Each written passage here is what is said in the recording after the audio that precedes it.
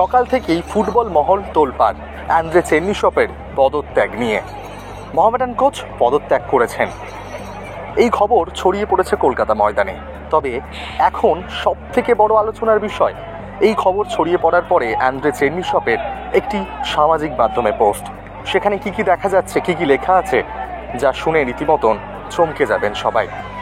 André চেরনিসভ সেখানে বর্ণনা করছেন, খুব দুঃখের সঙ্গেই জানাতে বাধ্য হচ্ছি আমাকে সরে যেতে হচ্ছে, আমাকে বলপূর্বক এই পদ থেকে সরানো হচ্ছে, 3 মাসের মাইনে আমি পাইনি। এছাড়াও তিনি আরও অভিযোগ জানিয়েছেন যে আইএসএলে খারাপ পারফরমেন্সের জন্য এই সিদ্ধান্ত কর্তাদের তরফ থেকে নেওয়া হয়েছে। তবে আমাকে প্রি সিজন করানোর ঠিকঠাকভাবে সময় দেওয়া হয়নি, তা সত্ত্বেও আমি যেটুকু সম্ভব চেষ্টা করেছি দলকে ভালো জায়গায় নিয়ে যাওয়ার। এই বেশ কিছু পয়েন্ট উল্লেখযোগ্য অ্যান্দ্রে চেরনিসভের সামাজিক মাধ্যমে পোস্টে।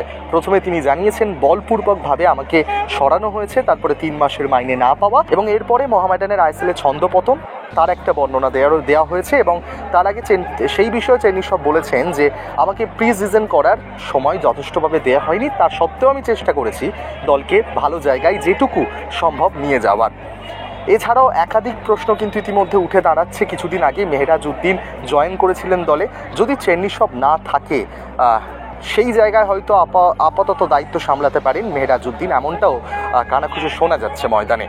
তবে সব মিলিয়ে অ্যান্দ্রে চেরনিসভের এই যে সামাজিক মাধ্যমে পোস্ট, সেটা নিয়ে রীতিমতন শোরগোল পড়ে গেছে। তিনি খুব দুঃখের সঙ্গে সমর্থকদের উদ্দেশ্যে এই পোস্ট করেছেন।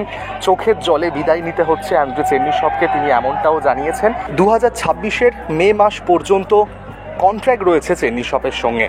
তার আগেই এই সিদ্ধান্ত উঠে এলো, তার আগেই চেরনিসভ জানাতে বাধ্য হলেন যে বলপূর্বকভাবে আমাকে সরানো হচ্ছে তার সামাজিক পোস্টে।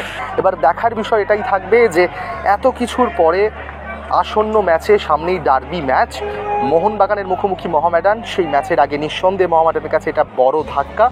যে স্যালারি নিয়ে সমস্যা হচ্ছিল বিগত বেশ কয়েকদিন ধরে, আমরাও খবর করেছিলাম, আপনারা দেখেছেন, সেটাও অ্যান্দ্রে চেরনিসভ সামাজিক মাধ্যমে পরিষ্কার জানিয়েছেন 3 মাসের মাইনে তিনি পাননি।